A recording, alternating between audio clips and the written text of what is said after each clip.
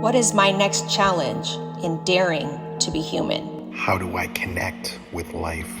How can I let go of my need for fixed answers in favor of aliveness? How do I live free from the experiences that shaped me? How can we be the change the world needs right now? Join us weekly for stony conversations about life. It is our mission to allow life itself to reveal to us the answers.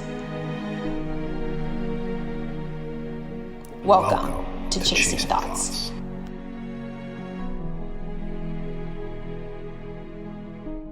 Hello, everybody. Welcome to Chasing Thoughts. Today, we're going to talk about being in the flow and also being structured and what the F that looks like. And I just want to remind everybody that in this show, we do not have the answers. I came here today and, we talked about topic yesterday. And so it's been rolling around in my mind and I don't know the answer. It's something I'm struggling with. And then I smoked some weed and meditated before the show. And I really don't feel like I know anything. So it's a perfect place to start the exploration. Yeah. That's that wisdom come up when you don't already know the answer. I was doing the same thing. I was just sitting out on my back steps smoking and thinking about that. And it just like hit me like, here's another paradox. Yeah. Like both are true at the same time. Like we need to live in that flow of things, live intuitively, but we also need structure. Mm-hmm. And I don't think there is an answer to it. I think it's kind of flowing in and out of it as you have to, Yeah. which Yeah, sucks. I think it also might be more difficult when you come to a place in your life where you're providing all your own structure. Because a lot of my life, my roles dictated my structure. I had jobs where I had to show up the hours they told me to. I had a kid, he needed to get to school at a certain time. I needed to do this, right? And I'm finally at this time in my life where I'm building my own business, I'm building my own brand, I'm doing it all myself, and I can work whatever structure I want. I don't have to go. I could stay home for a week and not talk to anybody. That's fine. I could go out every night, right? Like I can do whatever I want. And while that freedom is beautiful, it invites this challenge for me of building that structure to succeed and reach my goals. That is such an amazing point, and it perfectly highlights everything that I've been feeling since starting this whole thing. Right. You Because know, same for you, right? You used to have yeah. imposed structure, which was different. And as you were saying it, like the thought that popped into my head was, I've never had this much freedom to impose my own structure. So we're born, with the whole philosophy, tabula rasa, blank slate, but we're immediately, well, even before we're born, we're experiencing things, inside the womb, that is affecting us. And then when we're born, we're immediately learning and experiencing stuff from our parents. So this is the first time where without anything, I have the cognitive ability to question who I am, which I couldn't when I was born, but I can make it myself. And it's like standing over a void. You're not falling, but there's nothing that you see holding yourself there. And it's just this feeling of pure terror. Yeah. And I also have this thing going on where it's like I feel like I need permission. Like, oh, Yeah. you want to work at 10 p.m. Well, that's not normal. Or, oh, you want to take this break or do. I think of things that out of the box that would be unique fit for me. And then there's this sense of like, I'm not allowed to do that. And it's so interesting to me as I've seen that come up over and over again. Like, what is that voice that's telling me I'm not allowed to do something when I'm literally allowed to do it? Like, where's that coming from? It's interesting to me. Yeah. I am so sick of that feeling of having to fit in, not wanting to stand out in any way. And I think it's natural, and I think that's one of the things PTSD does Yeah. bring to people is like like that need to an unhealthy way. Yes. You know, I mean, even like most of my clothes are black, and that's because I don't want any color because color will attract attention. Yeah. You know, like the dome light on my car is off. So at night when I open the door, the light doesn't attract attention. And Yeah. I'm so tired of that. And that's energy spent, right? Of you being aware of your environment and doing certain things. And the more that we do that, the less energy we have for real creative stuff or our brilliance, right? The more that I worry about what people think of me, the less energy I have for something else. I almost wonder too, like, do you think that the energy that's spent in the creative process, we can get more output for the energy we put into it? Whereas the energy that is spent, because like trying to fit in, not wanting to stand out, that's all survival, you know? Yeah.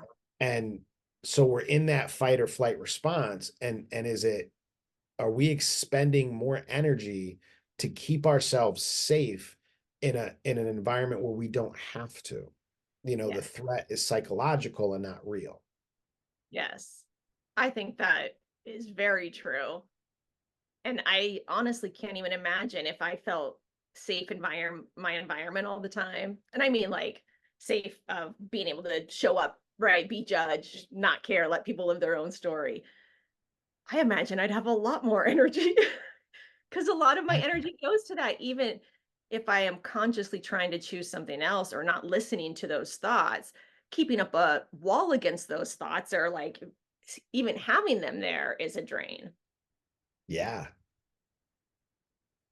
Yeah. Having just to defend yourself against those thoughts. Mhm.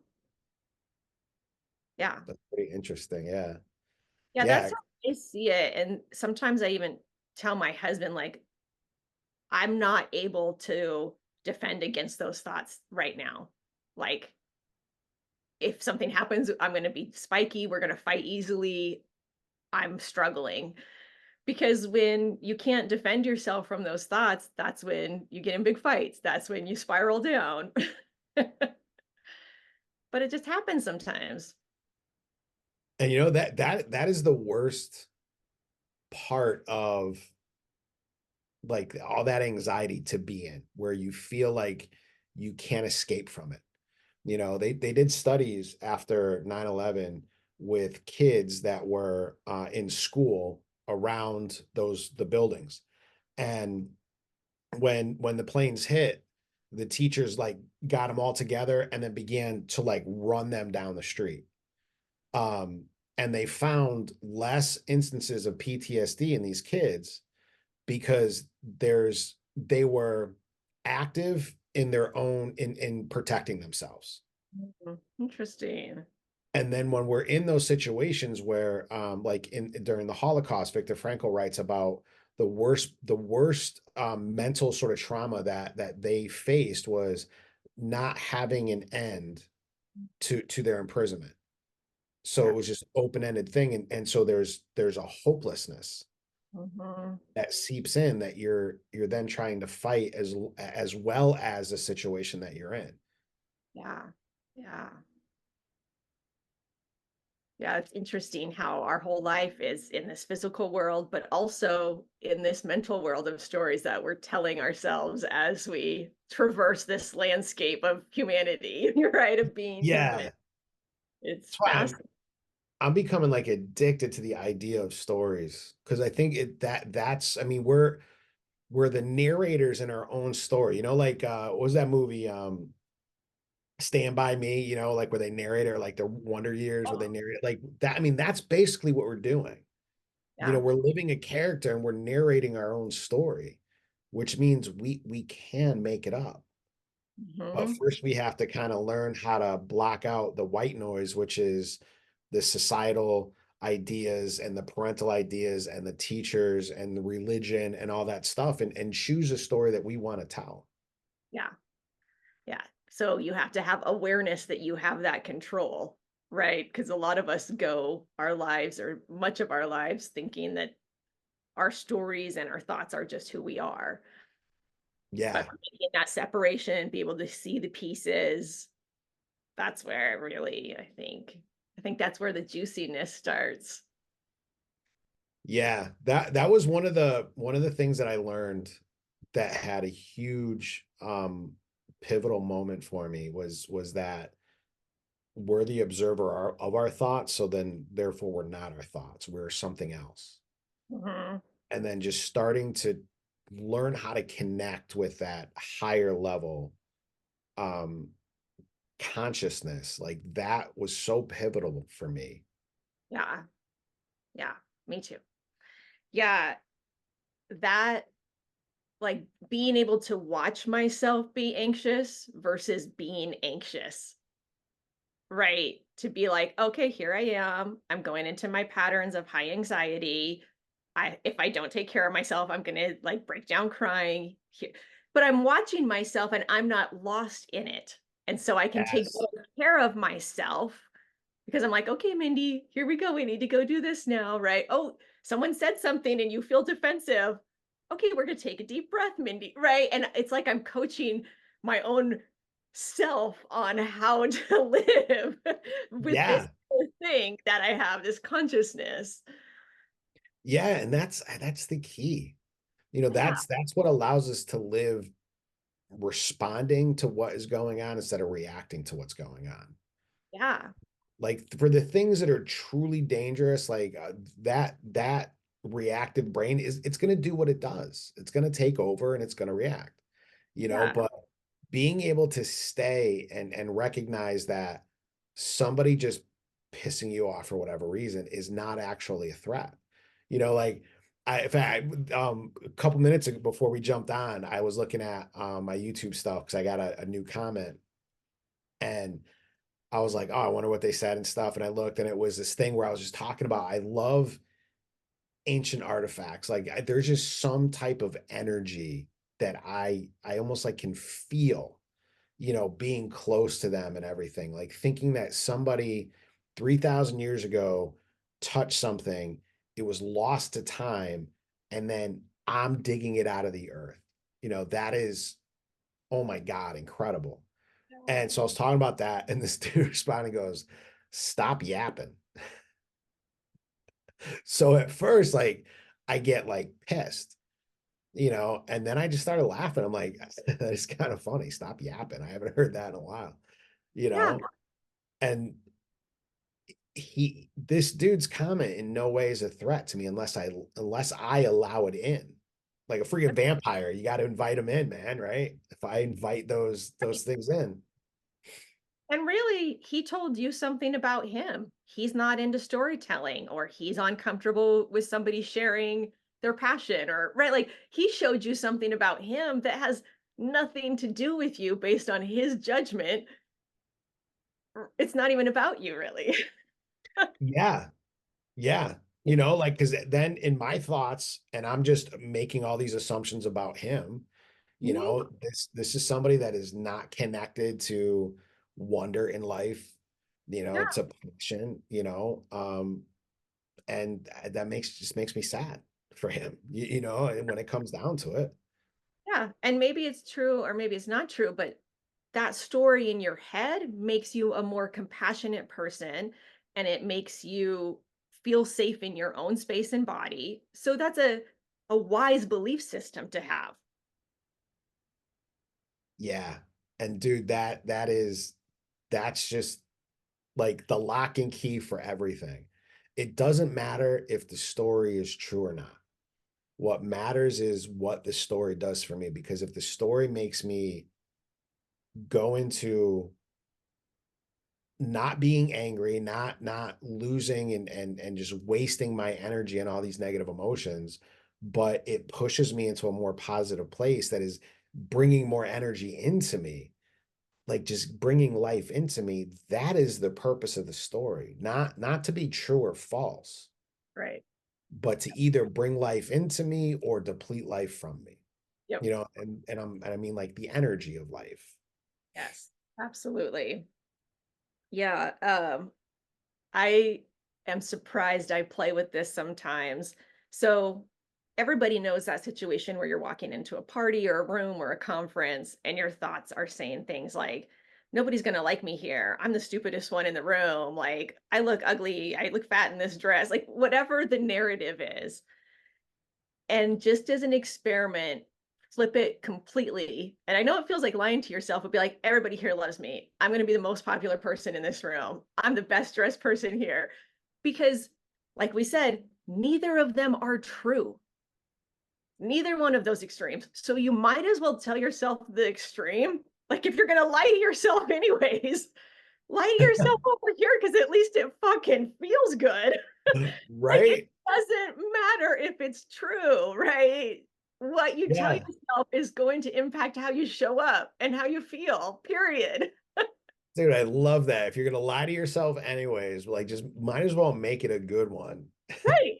You know, because you're not the biggest piece of shit either. That your brain is also telling you that lie, right? Right, So right. lie to yourself the other direction. That's freaking awesome, Oh dude. man.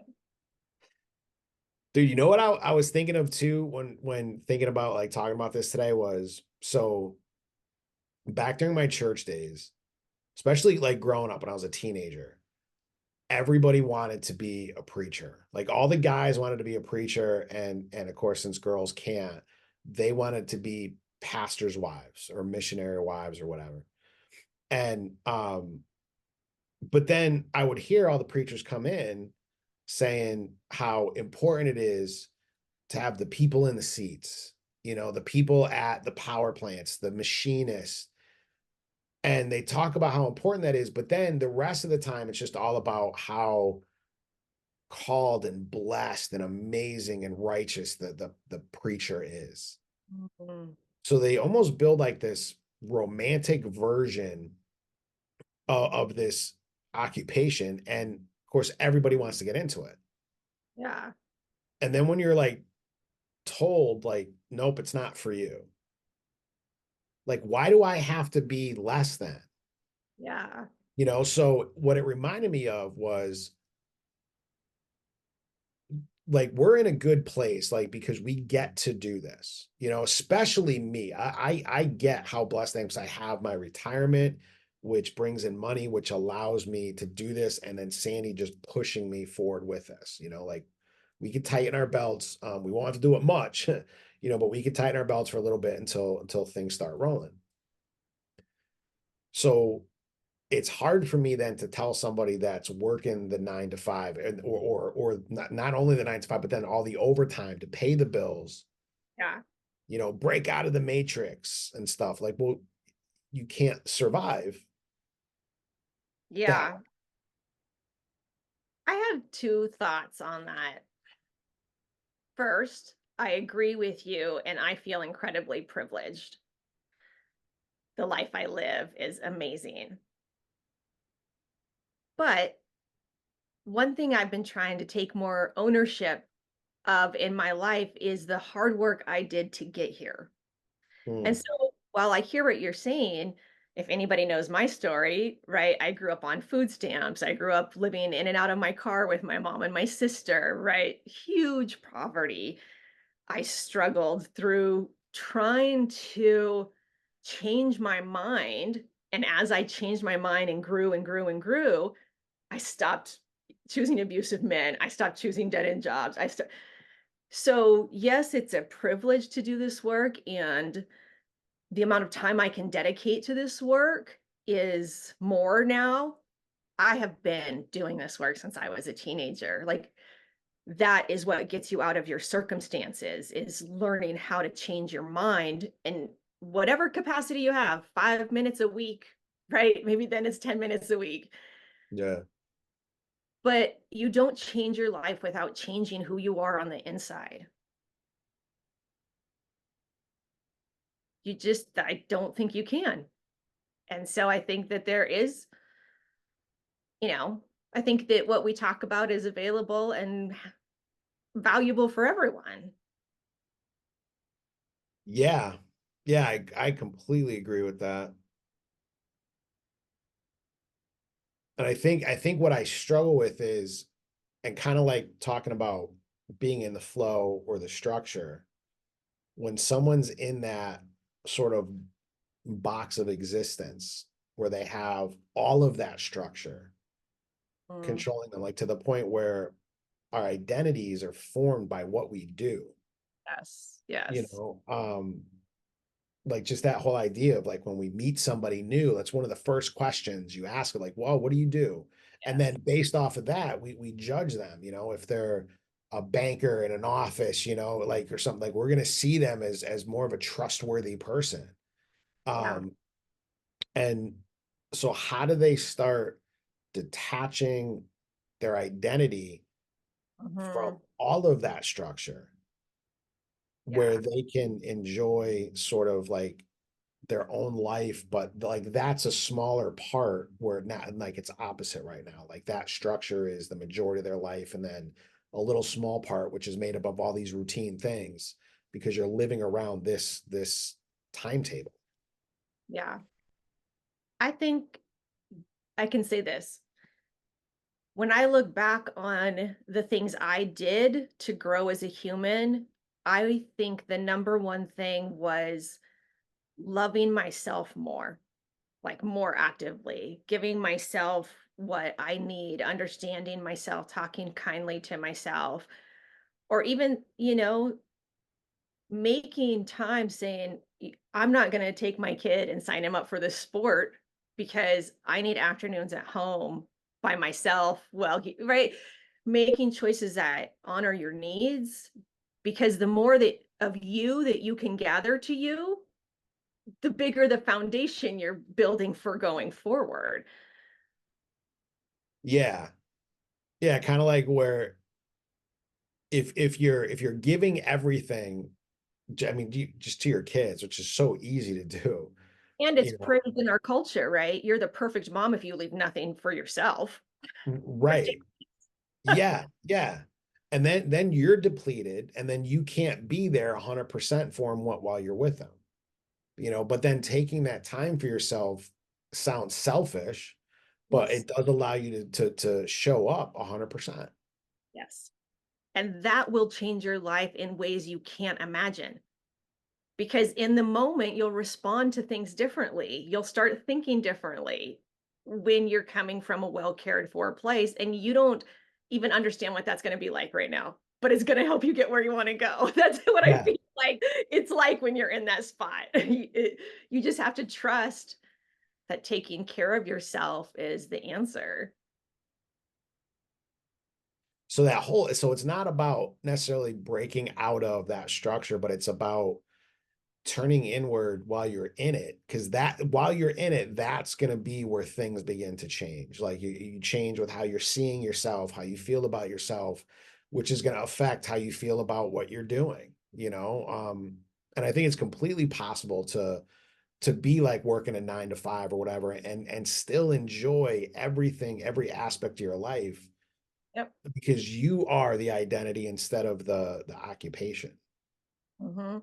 Yeah, absolutely. So let's talk a little bit more about flow and structure because I would like a little bit of something to move forward since I'm struggling with it. I want to dig into it more. I know in the beginning you're like, I think you just need to go back and forth. I'm like, I've been trying that. That's not working. Uh, so yeah, I just want to dig like when are you offering yourself any structure? What structures are you offering yourself? Or when you think about for me, it's thinking about the fall because my summer is crazy. I have backpacking trips, people staying with us. Obviously, nothing's going to happen. Never set up a new goal when shit like that's about to Right, happen. right. You're not going to succeed. So come September, you know, what do I want my work days to look like? Because for me, I have recognized one thing with structure, I get more of what I want done, even if I blow off the structure 50% of the time. Mhm. Right? Like I'm not shooting for 100% of the time. I have to be fierce with myself. If someone calls and wants to do something, I have to say no. I want flexibility within it. But I've learned that having it, I still hit more of I still work out more. I still meditate more. I still show up and get more projects done on my business. And so I want something like that, but I'm curious for you, do you set up that much structure? Like Monday through Friday is gonna look like this, or I I I tried doing that. I read something on like time blocking and stuff, and I was like, all right, cool, I'm gonna do this. And this is gonna be the answer. I'm gonna just start, being a overnight success because I finally got this organization down. And then like the first day, it just like I mean, within the first hour, it was like the whole day was just off. yeah. Um, so what I learned to do is I structure out like a month. So I'll look Mhm. at August coming up, I want to do 3 hours of my classes a week to go to the higher coaching certification levels. Yeah. So that in a month is 15 hours, right? And I'd like to do that like Monday, knock that out, right? And get 3 hours of classes done, couple of smoke breaks in between, a nice, easy day where I'm learning, making tons of videos while I'm doing it. Um, then I have the book project I'm working on, and then everything else is just like the videos and like maintenance stuff, like I want to start working on merch, whatever. Um, so I have that structure, and I think about what I want to get done for the week.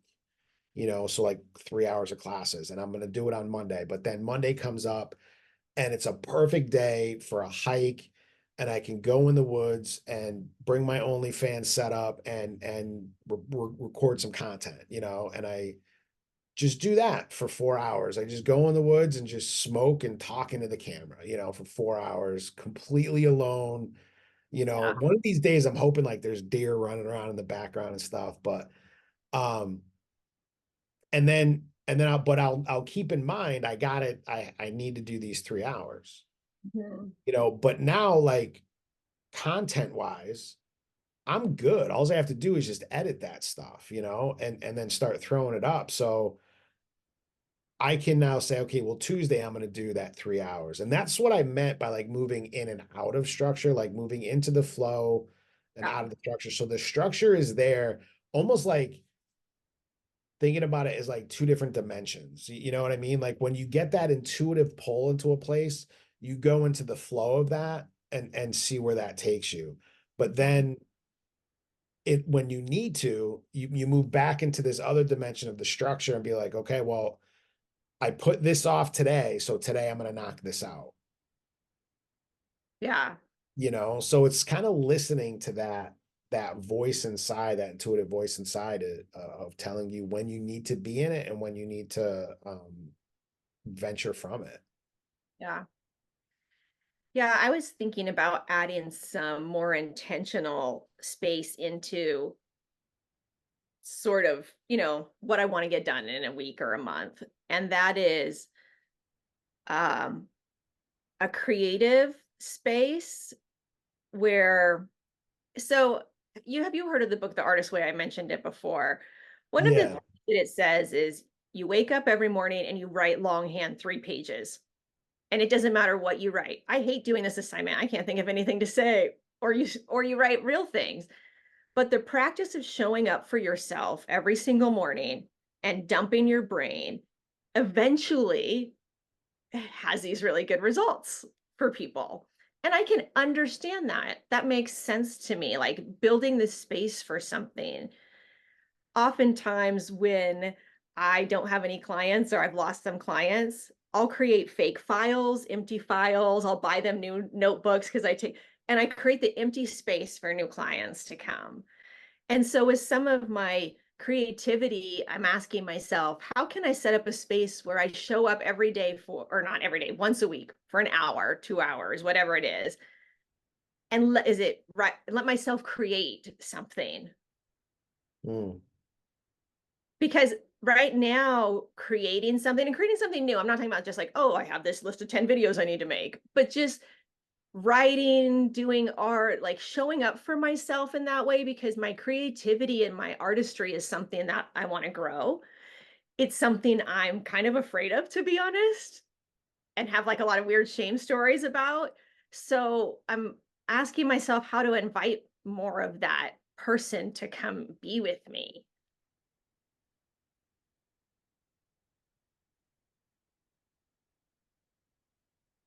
I'm so hesitant to say it because I know like when it's my turn to do it, I'm gonna be like, yeah, screw that. But I've been able to do it a couple of times outside of my family. With my family, I can just do it. Yeah. Um, but it's forgetting yourself and just letting what comes out. Yeah. You know, You like take a special time to do that though? Do you say like I spend this much time and this energy in a week? Is it a goal or do you just go in and out of that as well? yeah, I just go in and out of that, but I think I need to make it a goal to spend a certain amount of time in that energy because it's very hard to do. Like Yeah. for me, especially somebody that doesn't want to be seen, because then what that means is you are, everybody says like I want to be a light, but like if I don't want to be seen, I don't want to be a light. You know what I mean? Like I don't want to shine, I don't want to glow, I don't want to just be. I have a video on my phone. My brother was at a family function. He was like making a little take home tray of some dessert that somebody made, and his wife had scooped. It was a Tupperware thing with two divisions in it, and she scooped the first one, put the lid on. So my brother's like, "What the heck?" And my mom, she's like, "Oh, that's not enough." And I call him Baby Jason because I joke around that he's my parents' favorite. So I'm like, "Oh yeah, it's not enough for Baby Jason." And then for like 5 minutes, he's or minutes exactly, a couple minutes, he's just slopping more of this. I don't know. It was like some type of cream and strawberry thing or whatever, just slapping it into the Tupperware. And I'm just over his shoulder going, "Oh, baby Jason, oh, that's so good." Like just I'm I completely lose thought. You know what I mean? It's like when people meditate and they're like, I just went blank. Yeah. That's what happens. And I'm just saying things. And people are crying, they're laughing so hard. Yeah. And I could do it easy with family because I feel comfortable, but I wanted to That's what I was gonna say is like that to me sounds like a byproduct of feeling really safe in yourself and in your space. And it's beautiful. yeah, I never felt more confident than in those moments. Mhm. And I remember when doing this work, I was like, I need to start challenging my comfort zone. So my wife showed me this thing. It was like a coupon for 3 improv lessons. So I'm like, all right. She was like, dared me to do it. So I'm like, oh, I got it. I mean, it was a double dog dare, so you have to do it. And so I went and I had fun. So I signed up for like their little introductory class. And there was like one time that I got into it.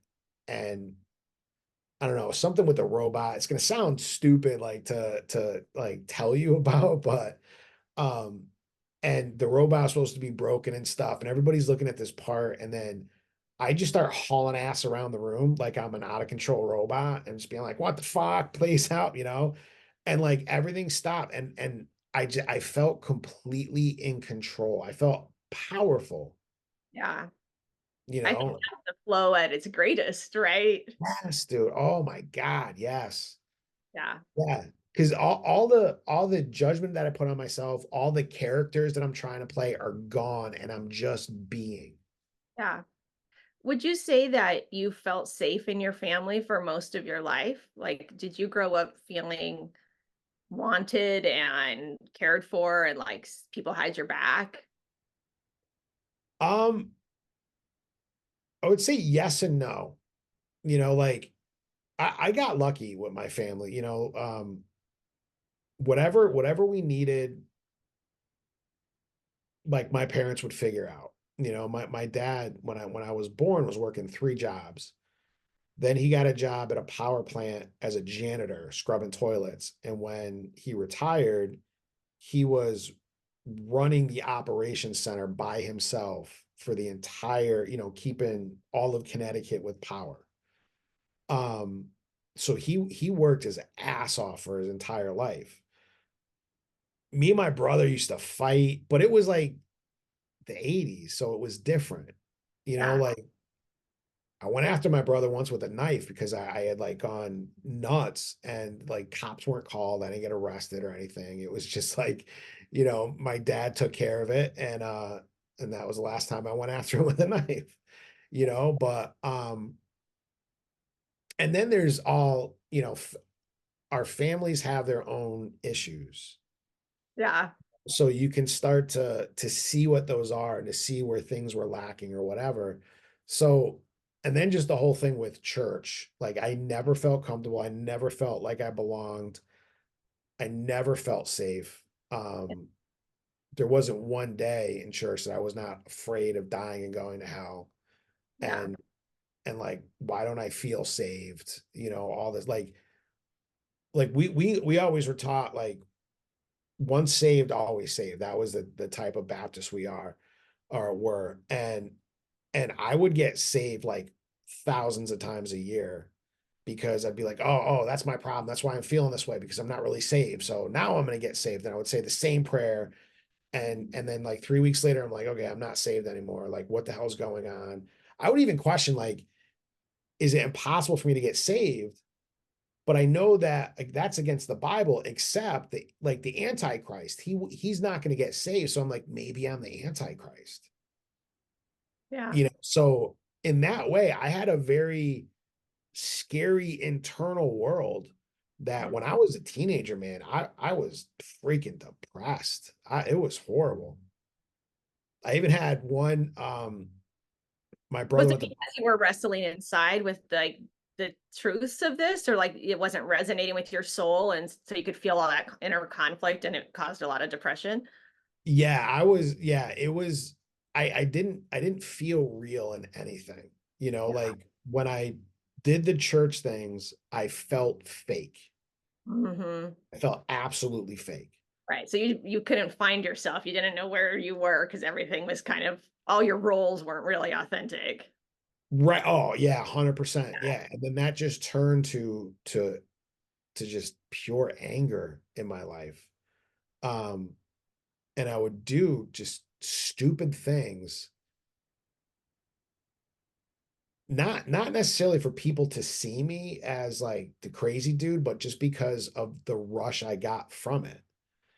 Yeah. Like surfing on top of a car going down like 40 miles an hour down the street and like when they were slowing down like maybe 20 but jumping off into the grass on the side of the road.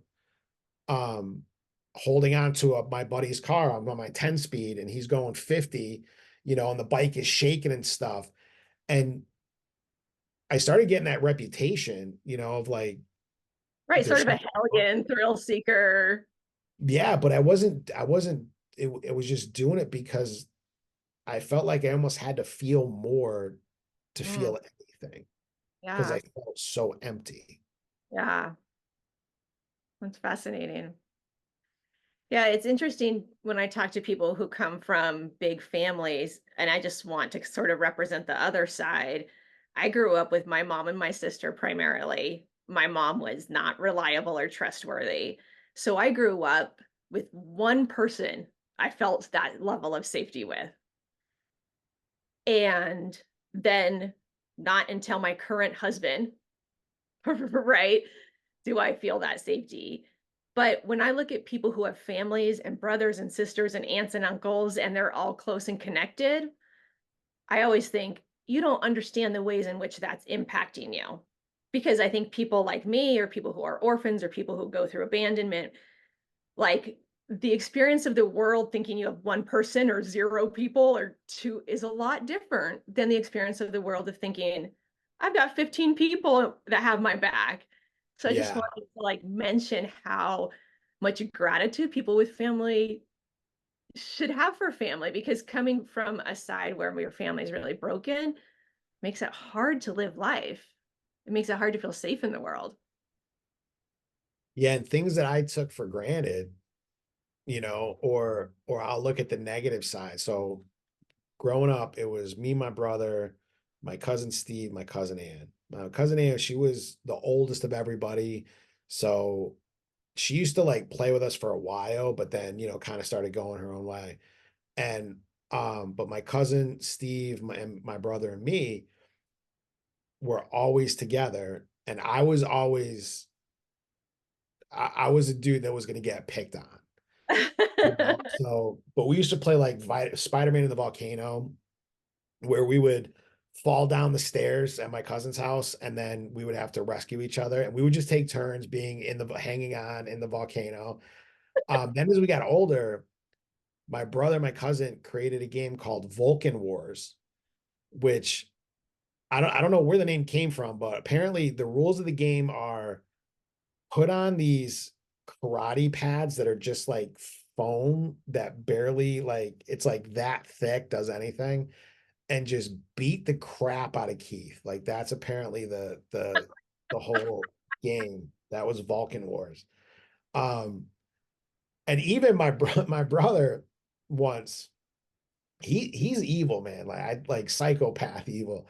So he he would come out Saturday morning. I'm watching Three Stooges, and I get in the zone when the Stooges are on. Like I can't be disturbed. So he comes in the living room and he's like, "Here, grab this knife." It was just a butter knife, and I'm like, "No, you're gonna try to cut me or something." He's like, "No, I'm not gonna do anything." So I grab the knife and he walks away. 2 minutes later, comes back in, grab the knife. So I grab the knife, he walks away. He does that like 5 times, right? Gets to the point like where he comes in, I'm not even listening to the question. He just comes in, holds a knife out, I grab it, he walks away. What I didn't know is like on the sixth time, we had a gas stove, and so we lit the burner, put the knife in there till it got red hot, and was like, okay. He thought to himself, I can't tell him to touch it because he'll see how it's red. So he puts it under the water for like a second just to like dull the color. Comes out, holds out the knife, and I touch it. And I just start screaming, and I pull my hand, and like my thumb and my finger skin is like connected to the knife. Oh, he got my dad, I thought was gonna kill him. But today we look at that and we crack up and Yeah, laugh, you yeah. know, and we're close. And even my cousin Steve, he lives down in North Carolina, but when he's up, we hang out, we talk, I mean, not as close as we once were, just because life has brought us far apart, but yeah, we're all close and we all still love each other and all that. It is, You've known each other for so long. Like, I think that's the beauty of it is you have people in your life who know your story. And they yeah, knew you when you were 8, and they knew you when you were 18, and they like that is a real beautiful relationship. yeah, yeah. Even to this day, whenever I see them, they start yelling at me about, oh, my scar, right? So when I was like 12, I had my appendix taken out. Um, and for like a long time after, like that hurt. I mean, they cut through the muscle, all that stuff. And so like 2 months later, we're like messing around or they're just beating on me or whatever. And I would say, like, oh, my scar, because it's hurting that. And they just thought I was the biggest baby. And they were so, and they've turned this story into like 10 years later. They Right, look of at me course. cross-eyed. I'm like, oh, my scar, my scar. So it's like a big family joke now. Yeah, so yeah, they know all that stuff. We all know all that stuff about us, Yeah, all the embarrassing things that we will never let each other live down. yeah. Yeah, I've mentioned it before, but I don't think I've gone into depth about it.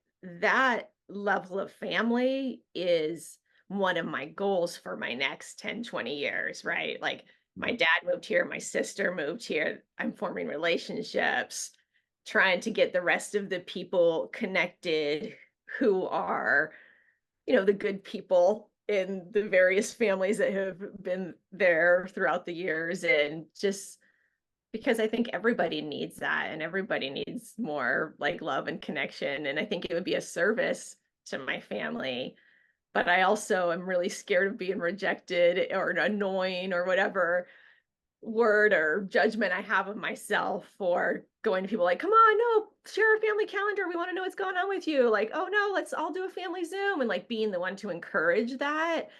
I would love to take that role. And I'm also really scared to take that role in my family. Yeah, I can definitely see that.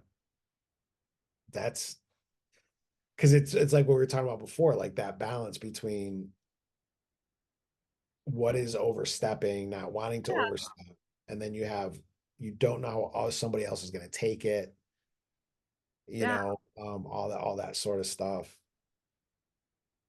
Yeah, and that just comes down to like just trusting. Yeah. But if it's my vision for my life and my family, I have the right to advocate for my desires and push that into the world. And if other people don't like it or it's uncomfortable, that's their story, right? But Yeah. it's something that I'm sure you'll hear more about as the show goes on, and because it is a part of my journey that I'd like to move forward in and I'm scared about. Yeah, yeah. Yeah. Because that, I mean, in something like that, if somebody doesn't want to be at that level, there's going to be a feeling of rejection. There's going to be grief to go through, Yeah. like all of that stuff. And that comes down to like those base fears that we have that we're not enough and we won't be loved. Yeah. I think for me, it will take that bigger place of seeing where if somebody says like I'm too busy for this, I don't want this level of connection. It's like, oh, okay, that's fine. I see your life story and it's okay. And if some people say yes, it's my job to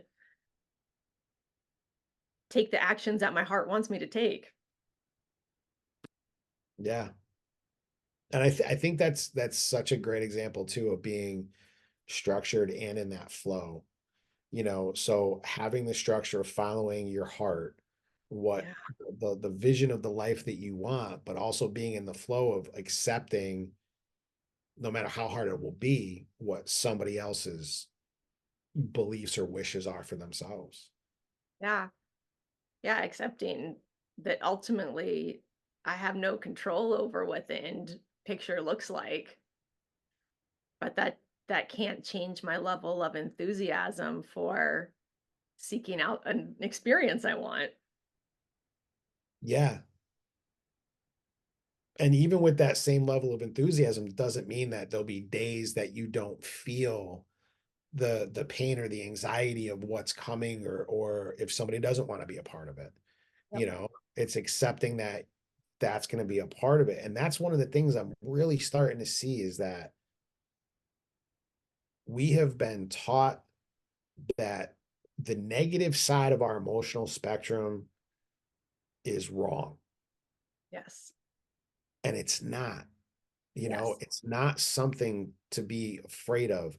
And it doesn't mean that it's good to go through. It doesn't mean it feels good. It's supposed to feel bad, you know, but we're going to choose what world we live in. Are we going to live on the positive side? And that doesn't mean like the rainbows and unicorns everywhere, like, oh, it's just in a car accident, or Sandy's now a paraplegic, and be like, well, looking on the bright side, she won't be as active, like whatever. um it's just dealing with it and feeling what you're going to feel, Yes. but moving through that. Yeah. And I feel like when your heart gives you a desire, like, everybody's probably got a handful of them, like those really deep ones that you don't even want to tell anybody because it's like so precious to you, what you want to be. When when your heart gives you that desire, the path to that desire is, I don't know, 50% challenges, 50% love, like more increased joy. Like you need to be carved out into the person that is creating that and calling that into your life. So like with this one, I think all the grief about people who don't want to participate, or maybe a past truth I have to face about my relationship with someone, all the negative feelings are going to be the ones carving me out so that I can accept more of this love and more of the connection and more of everything I want. Like they're working together for me. Right. And I think that's how we have to see sort of personal growth is it's challenging. Like the challenges are part of it. So if you're on the journey, you have to start to like the challenges and have some relationship with them, right? And not let them stop you. Realize how Yeah. necessary they are. Yeah, and that's an understanding I think we have to get to is what the because everybody says do the work, and it's like become cliche. Okay, well, what the hell is the work? Totally. Like every time I hear that, I think that like that's not Yeah, people don't know what the work is. yeah, yeah. I know a person that like always says like, um, take action steps.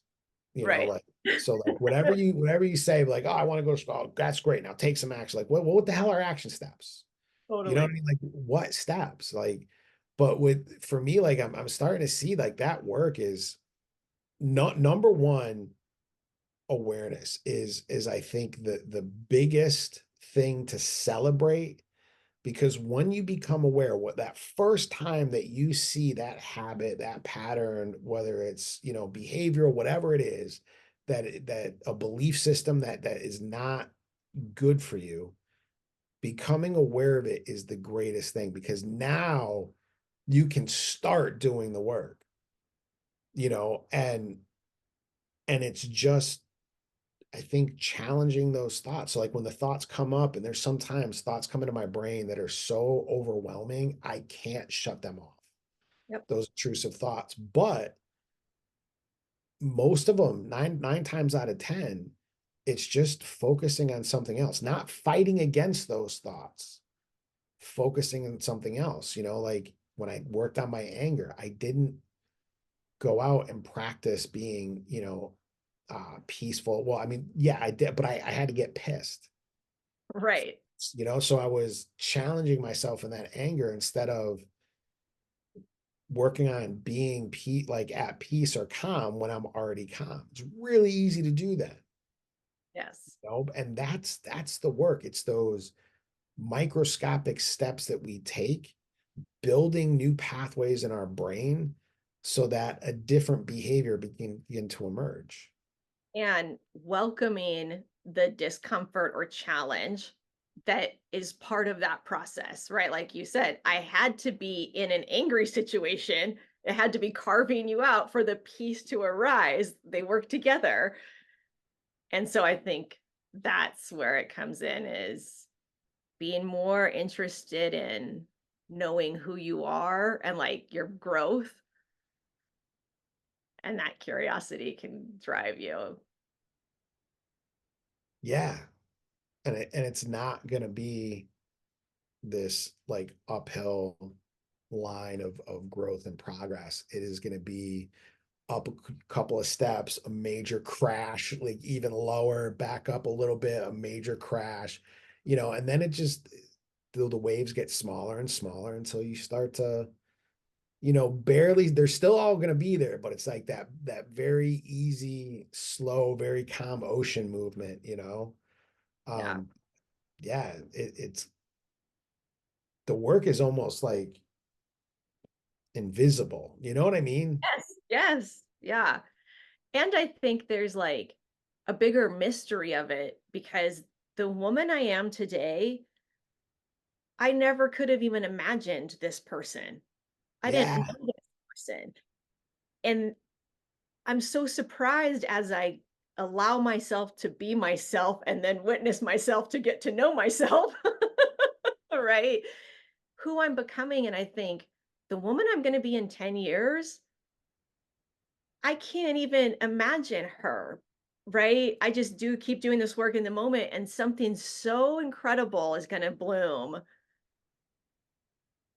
And that to me always makes me feel a little bit more like safety about the process and the work in the future is I don't know, but man, it sure has gotten better and better and better the more that I've done this work and known who I am and loved myself and the more connected I live. Yeah. It's the thing, man. Like, and I'm not saying life can't get hard, but we don't need a safety net. Yeah. Like even like when I was talking about like standing over a void where you don't see what you're standing on, and the void is an illusion, Yeah. like whatever you want to call it, God, consciousness, the universe, like whatever it is, like something out there's got us, and it doesn't, because we're part of something so much bigger. And it doesn't, like I said, it doesn't mean that bad things aren't going to happen in life, but it just means that everything's going to be okay. Yep. Yeah. I think that's such a beautiful place to end. Everything's gonna be okay. That was perfect, Keith. It's like it's just been an hour. You Oh, have nice, perfect timing. nice. I love it. Yeah, I loved that discussion. Thank you. That was good.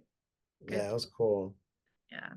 Thank you, everybody, for joining us. We will see you next week. Thank you so much for joining us. We are so grateful for all of our listeners. Please support us in doing what we love. It's as simple as hitting that like or subscribe button. It would really mean a lot to us. Thanks, guys, and we'll see you next week.